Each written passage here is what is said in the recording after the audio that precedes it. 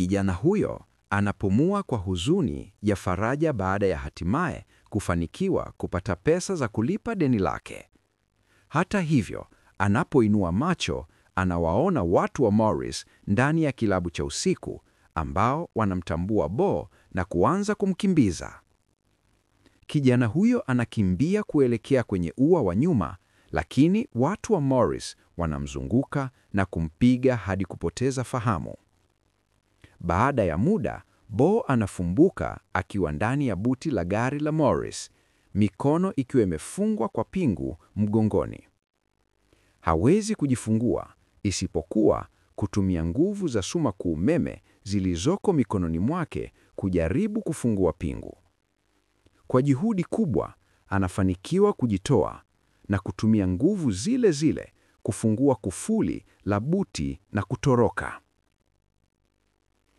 Nje, anaona watu wa Morris katika maficho yao wakitengeneza eneo kwa kuweka tarubai, wakiwa wamepanga kulipiza kisasi kwa alichomfanyia kiongozi wao. Lakini wanapofungua buti, wanakuta pingu wazi tu kana kwamba Bo ametoweka kwa uchawi. Baada ya kutoroka kwa tabu, kijana huyo anarudi nyumbani, anakusanya vitu vyake na kujificha kwa Georgie pamoja na Holly na Tina.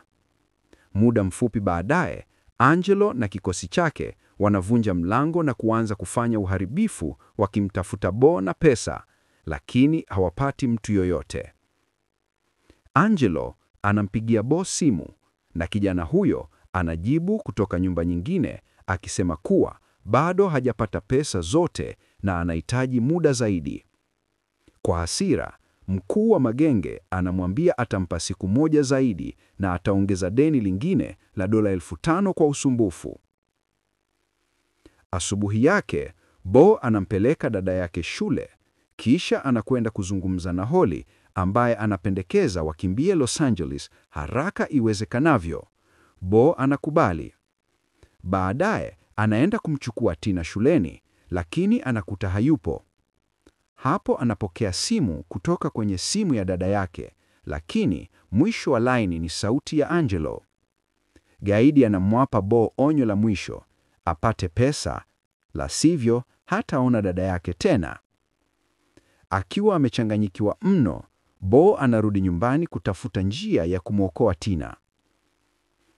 Kati ya vitu vilivyoanguka, anapata picha ya siku zake za shule ya upili aliposhinda maonyesho ya sayansi kwa mradi wake wa sumaku umeme. Pichani yuko na mwalimu wake wa zamani, Bwana Granger. Bo anaenda nyumbani kwa mwalimu huyo kumuomba msaada. Anamuonyesha alichokifanya mkononi na kueleza kuwa anaweza kusogeza vitu vya chuma, lakini anahitaji nguvu zaidi kushughulikia vyuma vizito. Mwalimu anashangazwa, lakini anamuonya kuwa maambukizi yanaenea mkononi.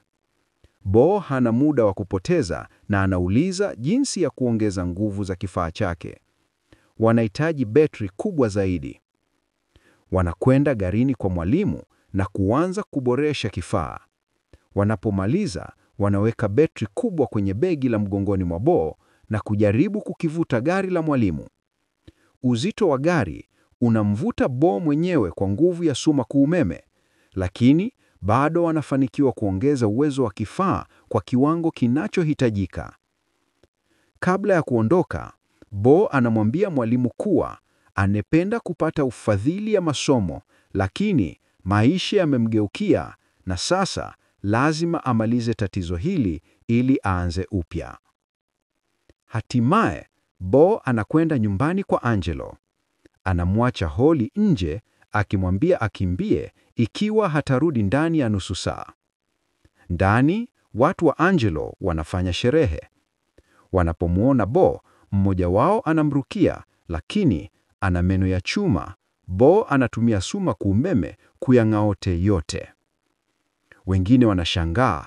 Gaidi wa pili anamshambulia kwa rungu la chuma, lakini Bo analizuia na kumrusha ukutani. Wageni wote wanatishika na maagizo yake wakati anawaita Angelo. Angelo anapokuja, anauliza kama Bo amekuja na pesa, lakini Bo anataka kujua alipo dada yake na hatatoa chochote hadi kuhakikisha yuko salama. Hilo linamghadhibisha zaidi kiongozi huyo. Anadai kuwa alimwamini Bo kama mtu wake wa karibu, lakini sasa Bo atalipa kwa usaliti wake kwa maisha yake. Anatoa bunduki na kumpiga risasi Bo, lakini kwa reflex, Bo anazuia risasi kwa sumaku umeme. Anamvua bunduki na kuinama kuchukua risasi moja sakafuni, kisha kuiweka kwenye paji la uso wa Angelo, akimtaka amwambie alipo Tina. Kwa hofu, Angelo anakiri kuwa alimpeleka msichana huyo kwa shangazi yake na kumwomba Bo asimwangushie risasi. Baada ya kuona amesema ukweli, Bo anamwacha na hata kumrudishia dola 15,000 za biashara waliifanyia. Bo anamuita Holly na waende kwa shangazi wa Angelo haraka kwa sababu mkono wake unachemka pitapo kiasi kutokana na mzigo wa nguvu.